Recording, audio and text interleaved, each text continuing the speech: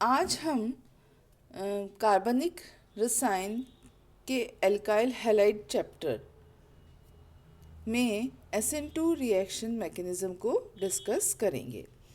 इससे पूर्व हम यूनिमॉलिक्यूलर न्यूक्लियोफिलिक सब्स्टिट्यूशन रिएक्शन को डिस्कस कर चुके हैं, अर्थात कि SN1 की अभिक्रिया की क्रियाविधि जो है वो हम विस्तार से पढ़ चुके हैं। आज हम करेंगे द्विअणुक SN2 मैकेनिज़्म। यह अभिक्रिया, जैसा कि आप इस इक्वेशन में देख रहे हैं, कि हमारे जो अटैकिंग स्पीशीज़ है OH माइनस, ठीक है, नाभिक स्नेही जो कि अटैक कर रहा है, वो इलेक्ट्रॉन न्यून कार्बन एटम के ऊपर अटैक करता है और साथ ही साथ हैलाइड आयन भी निकलने लगता है।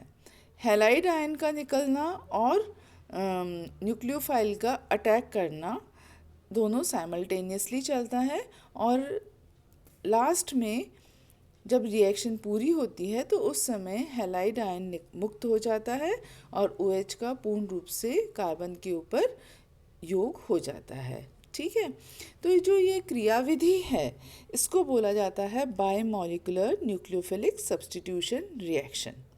क्यों बोला जाता है इसको? बायमॉलिक्यूलर का मतलब है कि जो उसका फर्स्ट स्टेप है, जो ये रेट डिटर्मिनिंग स्टेप भी होता है और इसकी जो रेट ऑफ रिएक्शन है वो कुछ कम होती है, धीरे धीरे होता है, इसीलिए इसे रेट डिटर्मिनिंग स्टेप भी कहा जाता है।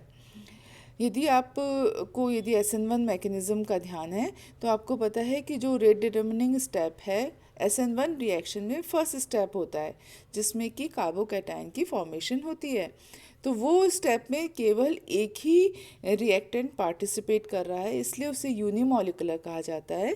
और वहीं चूंकि इसमें जो स्लो स्टेप है, जो रेट डिटर्मिनिंग स्टेप है, उसमें दो रिएक्टेंट पार्टिसिपेट कर रहे हैं, एक तो हमारी अटैकिंग स्पीशीज़ और साथ ही साथ दूसरा हमारा एल्काइल हैलाइड है।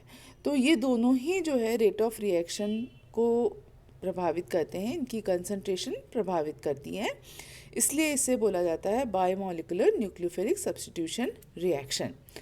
तो ये चीज़ आपको अब स्पष्ट होगी कि इस पर SN2 इसे क्यों बोला जाता है, क्योंकि उसका वेग निर्धारण पद जो है वो हमारा फर्स्ट स्टेप है। तो इस प्रकार से जो है हमारा एल्काइल हैलाइड से जो सब्स्टिट्यूशन होने पर दूसरा सब्स्टिट्यूएंट जुड़ गया है और हमारे पास में टर्शरी ये CH3OH का निर्माण हो गया है, अल्कोहल का निर्माण हो गया है। तो इसी चीज़ को यदि हम ग्राफिकली रिप्रेजेंट करें तो उसको इस प्रकार से ग्राफ के द्वारा इस प्रकार से स्पष्ट किया जा सकता है कि अल्कोहल और का जो फॉर्मेशन हो रहा है और ब्रोमाइड का जो निकलना हो रहा है, इस प्रोसेस में रिएक्टेंट से हमारे पास में प्रोडक्ट का निर्माण हुआ है।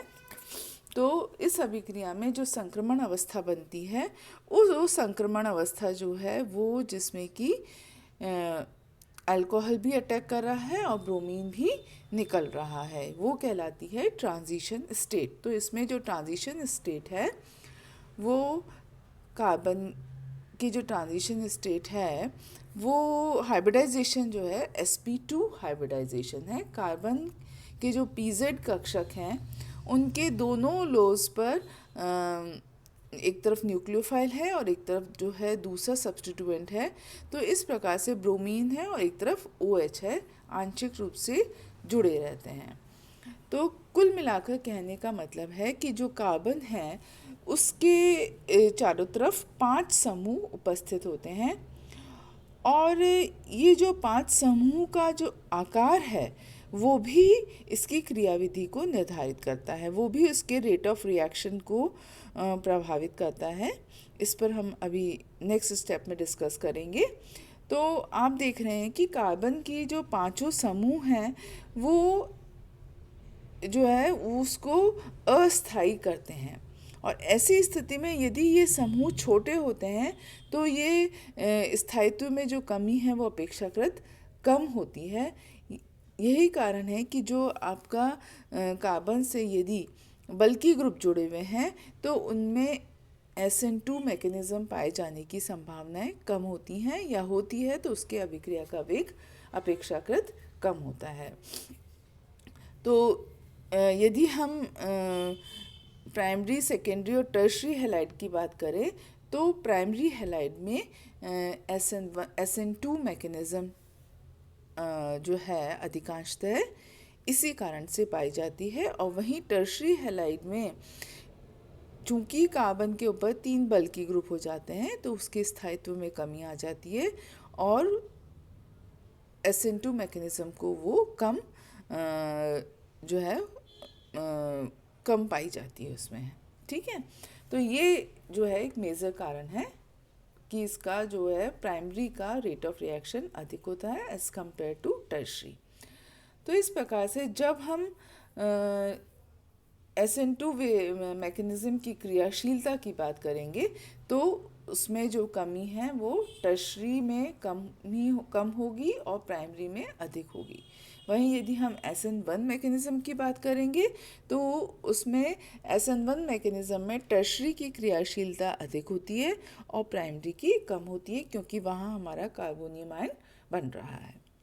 ठीक है, अब थोड़ा सा यदि एविडेंस की बात करें कि कौन कौन से SN2 अभिक्रिया के क्रियाविधि के प्रमाण हैं, तो इसी चीज़ से हम निकाल सकते हैं कि जैसे काइनेटिक एविडेंस है, अर्थात कि जो ये यदि इस प्रकार की अभिक्रियाओं की अध्ययन किया जाए तो यह देखा जाता है कि जो इनका डायनामिक इक्वेशन आती है या काइनेटिक इक्वेशन आती है वो बताती है कि जो रेट ऑफ रिएक्शन है वो एल्काइल हैलाइड और न्यूक्लियोफाइल दोनों के ऊपर निर्भर करती है, अर्थात ये बायोमोलिकुलर है या द्विअणुक है। दूसरा जो स्टीरियोकेमिकल एविडेंस है वो बड़ा इस केस में इम्पॉर्टेंट है। कैसे कि आप देख रहे हैं जो वेग निर्धारण पद है, वेग निर्धारण पद मतलब कि ये वाला, इसमें हमारा जो ट्रांजिशन स्टेट बन रही है जिसमें कि OH और ब्रोमीन दोनों ही अटैच्ड हैं, bromine carbon bromine bond break हो रहा है और OH बॉन्ड फॉर्म हो रहा है, कार्बन OH बॉन्ड फॉर्म हो रहा है। उसमें बॉन्ड फॉर्मेशन और बॉन्ड ब्रेकिंग चूँकि साइमल्टेनियसली चल रही है तो जो ये उत्पाद हमें प्राप्त होता है उस उत्पाद का जो विन्यास है वो पलट जाता है, जैसे कि तेज तूफान में छाता पलट जाता है हाँ, तो ऐसी स्थिति में यदि कोई असममित हैलाइड है तो हमें जो कॉन्फ़िगरेशन प्राप्त होगा वो इन्वर्टेड प्राप्त होगा, मतलब कि उसका प्रतिपन हो जाएगा, उसका जो प्रतिस्थापन है वो इन्वर्टेड कॉन्फ़िगरेशन में हमें प्राप्त होगा। इसलिए इसे बोला जाता है वॉल्डन इन्वर्जन। मतलब कि ये जो इन्वर्जन है या प्रतिपन है इसको सबसे पहले वॉल्डन साइटस से निकाला था, तो इसलिए इसे वॉल्डन इन्वर्जन भी कहा जाता है। और इस प्रक्रिया के कारण जो है इनकी स्टीरियोकेमिस्ट्री में भी परिवर्तन आ जाता है। तो ये आपका जो है मेजर इम्पॉर्टेंट चीज़ हो गई कि किस प्रकार से जो ट्रांजिशन स्टेट है उससे जब हमें प्रोडक्ट प्राप्त होता है तो उसमें इन्वर्जन ऑफ कॉन्फ़िगरेशन हो जाता है। अब आप वापस से हम थोड़ा सा बैक में जाएंगे कि कौन कौन से फैक्टर्स हैं, है ना, कि जो SN1 रिएक्शन और SN2 रिएक्शन को प्रभावित करते हैं। तो जो SN1 रिएक्शन और SN2 रिएक्शन, सबसे पहली बात तो रिएक्टेंट ही जो है वही जो है SN1 रिएक्शन में जैसे टर्शरी हैलाइड प्रायोरिटी पर होता है, वहीं SN2 रिएक्शन में प्राइमरी हैलाइड जो हैं उनकी रेट ऑफ रिएक्शन ज़्यादा होती है, तो क्रियाशीलता के क्रम में परिवर्तन आता है। दूसरा जो इम्पॉर्टेंट है वो है हैलाइड आयन की प्रकृति भी अभिक्रिया के वेग को प्रभावित करती है। तो वो किस प्रकार से प्रभावित करेगी कि SN1 रिएक्शन और SN2 दोनों ही रिएक्शन में कार्बन हैलोजन बॉन्ड की ब्रेकिंग होती है और क्लोराइड से जैसे जैसे हम आयोडाइड की तरफ जाएंगे तो आकार बढ़ता चला जाता है, और आकार बढ़ने के साथ साथ कार्बन और हैलोजन के बीच का जो बॉन्ड है वो अपेक्षाकृत दुर्बल होने लगता है। दुर्बल होने लग दुर्बल होने लगता है।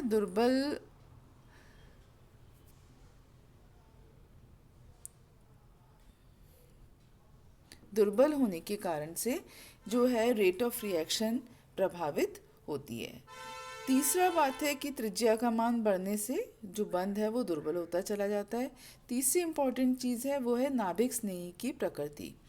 तो जो हम SN1 रिएक्शन हमने करा है उसमें देखा कि नाभिक स्नेही जो है वो rate of reaction determining step जो है रेट डिटर्मिनिंग स्टेप में भाग नहीं ले रहा है, परंतु SN2 अभिक्रिया में वो भाग ले रहा है। इसका मतलब कि उस केस में नाभिक स्नेही की प्रकृति भी अभिक्रिया के वेग को प्रभावित करेगी। तो जैसा कि आप इसमें देख रहे हैं कि यदि हम उसको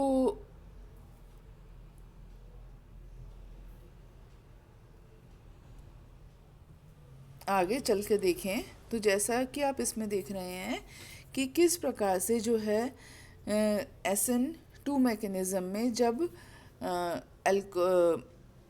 सब्स्टिट्यूएंट ऐड होता है तो ऐड होने पर इन्वर्जन ऑफ कॉन्फ़िगरेशन हो जाता है। ठीक है, इन्वर्जन ऑफ कॉन्फ़िगरेशन हो जाता है। और यदि SN1 रिएक्शन है तो रिटेंशन ऑफ कॉन्फ़िगरेशन हो जाता है। उस स्थिति में जो है 50% दोनों ही तरह के हमें प्रोडक्ट मिलते हैं, तो कुल मिलाकर जो है रेसिमाइजेशन होता है। तो SN1 में रेसिमाइजेशन होता है और SN2 में जो है इन्वर्जन ऑफ कॉन्फ़िगरेशन होता है।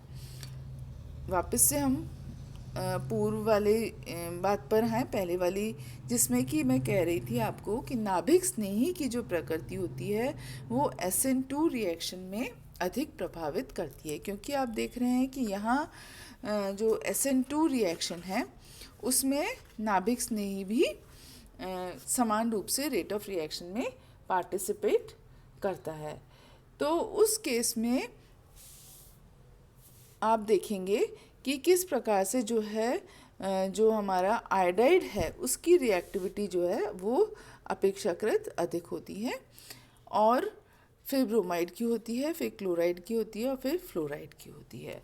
तो जैसे जैसे आकार जो है वो बढ़ता चला जाता है वैसे वैसे जो rate of reaction of halogen जो है वो आयोडाइड की अधिक होती है, ब्रोमाइड की कम, और साइज़ छोटा होने के साथ साथ उसकी रिएक्टिविटी कम होती चली जाती है। तो ये बात हुई आज हमारी SN2 रिएक्शन की। अब हम बात करेंगे कि इसका सिंथेटिक एप्लीकेशन क्या है, उसको किस किस उपयोग में इनको हैलो एल्कोइंस को लिया जाता है। तो सबसे कुछ रिएक्शंस जो इम्पॉर्टेंट है वो मैं आज डिस्कस करूँगी, वो है वुड्स रिएक्शन। वुड्स रिएक्शन में एल्काइल हैलाइड की रिएक्शन सोडियम के साथ में होती है और हायर एल्केन्स प्राप्त होते हैं, उच्चतर एल्केन प्राप्त होते हैं। इसी प्रकार से यदि एल्काइल हैलाइड की रिएक्शन जिंक और सल्फ्यूरिक एसिड की उपस्थिति में की जाए तो उनका रिडक्शन हो जाता है, और रिडक्शन होने पर हमें एल्केन प्राप्त होते हैं। ठीक है, अब इसमें जो रिडक्शन में जो हम काम में लेते हैं, कैटलिस्ट काम में ले सकते हैं, या जो रिएजेंट काम में लेते हैं, जैसे कि सोडियम और इथाइल अल्कोहल है, टिन और HCl है, जिंक और copper couple in the presence of ethyl alcohol है, रेड फॉस्फोरस ऑफ HI है, इनकी उपस्थिति में भी अभिक्रिया हो सकती है और हमें एल्केन प्राप्त होते हैं। तीसरी जो इम्पॉर्टेंट रिएक्शन है वो है सिंथेसिस ऑफ एल्कीन। तो डीहाइड्रोहेलोजिनेशन जब अल्कोहल का होता है, इस वाली रिएक्शन में आप देख रहे हैं डीहाइड्रोहेलोजिनेशन, मतलब कि रिमूवल ऑफ हैलोजन के साथ साथ हाइड्रोजन भी निकल रही है। तो ऐसी स्थिति में अल्कोहलिक KOH के साथ में जब होता है तो हमें एल्कीन प्राप्त होती है, और ये रिएक्शन जो है एलिमिनेशन रिएक्शन है और एल्कीन इसमें हमें प्राप्त हो रही है। तो ये सिंथेसिस ऑफ एल्कीन्स के लिए भी इसका उपयोग किया जाता है। तो ये आज हमने कुछ रिएक्शंस डिस्कस करी और SN1 और SN2 रिएक्शंस को हमने और डिटेल से अध्ययन किया उसका। अब नेक्स्ट वीडियो में हम इसी चीज़ को आगे बढ़ाएंगे। Synthetic application of halo alkanes पर ही हम आगे डिस्कस करेंगे।